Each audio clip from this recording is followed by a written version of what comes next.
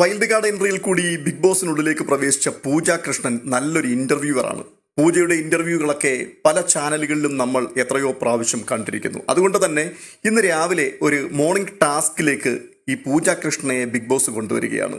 പൂജ നല്ലൊരു ഇന്റർവ്യൂവറാണ്. അതുകൊണ്ട് ഇവിടെയുള്ള മുഴുവൻ മത്സരാർത്ഥികളെയും നിങ്ങൾ ഇന്റർവ്യൂ ചെയ്യണം. ഓരോരോ ടീമായിട്ട് തിരിഞ്ഞാണ് ഈ ഇന്റർവ്യൂ നടക്കുകയും ചെയ്യുന്നത്. അപ്പോൾ വ്യക്തിപരമായി ഓരോരുത്തരോടും ചോദ്യങ്ങൾ ചോദിക്കുകയാണ്. അങ്ങനെയുള്ള ഒരു ഇന്റർവ്യൂ സെഷൻ വളരെ മനോഹരമായിരുന്നു.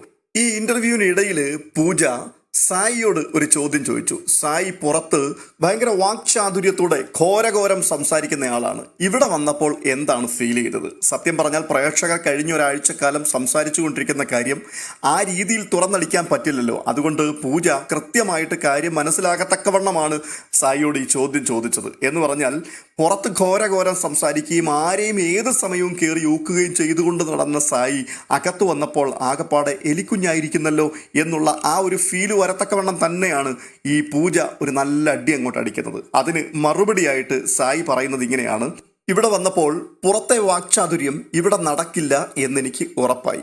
അതെന്തുകൊണ്ടാണ്? ഇതാ കളിയല്ല. എല്ലാവരും കൂടി അത് കേട്ട് കൈയടിച്ചു. പക്ഷെ വളരെ കൃത്യമാണ്, പുറത്തെ കളിയൊന്നും അകത്ത് നടക്കില്ല എന്നുള്ളത് സായിക്കും ബോധ്യപ്പെട്ടിട്ടുണ്ട്. വീണ്ടും അദ്ദേഹം പറയുകയാണ്, പുറത്ത് ഞാൻ ഒറ്റയ്ക്കാണ്, അകത്തൊറ്റയ്ക്കല്ല. മാത്രമല്ല പുറത്ത് ഒരു കാറിനുള്ളിൽ ഒറ്റയ്ക്കിരിക്കുകയാണ്. അവിടെ സീക്രട്ട് ഏജന്റാണ്, ഇവിടെ സായി കൃഷ്ണയാണ്. ഈ മറുപടി കേട്ടുകൊണ്ട് ഒപ്പമിരിക്കുന്ന ആൾക്കാരെല്ലാം വളരെ ധൃതങ്ക പുളകിതരായി കൈയടിക്കുന്നുണ്ട്. പക്ഷേ വളരെ കൃത്യമായിട്ട് സായി കാര്യങ്ങൾ പറഞ്ഞു വെച്ചു. എന്ന് പറഞ്ഞാൽ പുറത്തെ കളിയൊന്നും അകത്ത് നടക്കാനുള്ള സാധ്യതയില്ലെന്ന് ഇവിടെ വന്നപ്പോഴേ മനസ്സിലായി. ഒരു കാറിനകത്തിരുന്നുകൊണ്ട് അവിടെ സംസാരിക്കുമ്പോൾ തിരുവായ്ക്ക് എതിർവായില്ലല്ലോ. ഒരു മൊബൈൽ ഫോണും ഇന്റർനെറ്റ് കണക്ഷനും ഉണ്ടെങ്കിൽ ആർക്കും ആരെയും എവിടെ ഇരുന്നു കൊണ്ടും എന്തും വിളിച്ചു പറയുവാൻ കഴിയും. പക്ഷേ അങ്ങനെയുള്ളൊരു സ്ഥലമല്ല ബിഗ് ബോസ്. ഇതിനകത്ത് സൂക്ഷിച്ച് സംസാരിച്ചില്ലെങ്കിൽ എന്ന് വെച്ചാൽ ബെല്ലും ബ്രേക്കും ഇല്ലാതെ ഈ വാചക കസർത്ത് ഇവിടെ അഴിച്ചുവിടാൻ തയ്യാറായാൽ പണി കിട്ടും എന്നുള്ളത് വളരെ കൃത്യമായി ബോധ്യപ്പെട്ടിട്ടുണ്ട്. അതുകൊണ്ടാണ് പൂച്ചയെ പോലെ ഇങ്ങനെ പതുങ്ങി നടക്കുന്നത്. ഇത് തന്നെയാണ് ഈ സന്ദേശം. ഇത് തന്നെയാണ് കഴിഞ്ഞ ദിവസം ഡോക്ടർ റോബിൻ പുറത്തുവിട്ട വീഡിയോയിൽ പറയുന്നത്.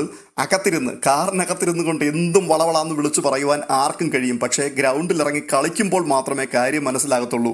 അവരൊക്കെ കളി എന്താണെന്ന് കാണിച്ചു തന്ന ആൾക്കാരാണ്.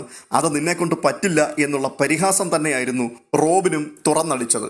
അത് തന്നെയാണ് ഇപ്പോൾ സീക്രട്ട് ഏജന്റ് സംസാരിക്കുന്നത്. പക്ഷെ കൂടെ ഇരുന്നവർക്കെല്ലാം അത് മാസ് ഡയലോഗായി തോന്നി. വളരെ കൃത്യമാണ് കാര്യങ്ങൾ.